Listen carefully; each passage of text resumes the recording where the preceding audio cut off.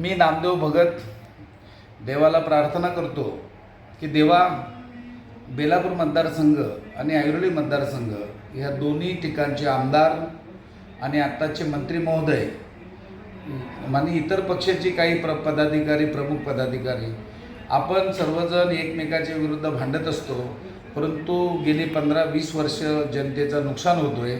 तर माझी देवा तुम्हाला प्रार्थना आहे की जी भांडणं सुरू आहे ती भांडणं लवकरात लवकर मिटू दे आणि या ठिकाणी एक चांगलं नेतृत्व एकमेकांनी केलेमेलेमध्ये एकत्र यावं आणि नगराचा विकास व्हावा. बरेचसे प्रश्न त्यामुळे पडून आहेत. आज प्रकल्पग्रस्तांचे प्रश्न 50 वर्ष झाले सुटत नाही. या ठिकाणी MIDC मधले प्रश्न सुटत नाही. झोपडपट्टीचे या ठिकाणी घरं त्यांना मिळत नाही. पुनर्विकास जो चाललेला आहे त्याच्यामध्ये वाद सुरू आहे. त्या वादामुळं काही लुटमार करणारे लोक घुसलेले आहेत.